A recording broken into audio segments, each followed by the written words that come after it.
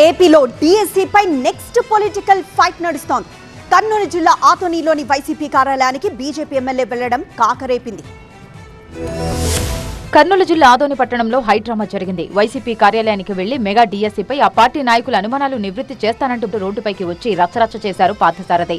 వైసీపీకి వ్యతిరేకంగా నినాదాలు చేశారు. వైసీపీ నేతలు చర్చకొస్తే డీఎస్సీపై అన్ని డౌట్లకు క్లారిటీ ఇస్తానన్నారు. దయచేసి మీ అనుమానాల నివృత్తి చేసుకోవడానికి మా ఆఫీస్కి రండి. నేను మిమ్మల్ని సాదరంగా ఆహ్వానించి మంచి టీ బిస్కెట్లు ఇచ్చి మీకున్న అనుమానాలన్నీ కూడా నివృత్తి చేయడానికి ప్రయత్నం చేస్తాను. ఎమ్మెల్యే పార్థసారథిపై వైసీపీ నేత మాజీ మంత్రి బుగ్గన రాజేంద్రనాథ్ ఆగ్రహం వ్యక్తం చేశారు.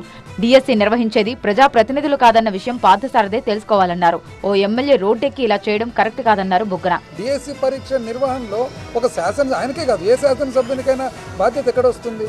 సో బాధ్యత లేనప్పుడు పాత్రదారుడే కానప్పుడు ఏం జరిగిందని ఎట్లా చెప్పగలుగుతున్నాడు?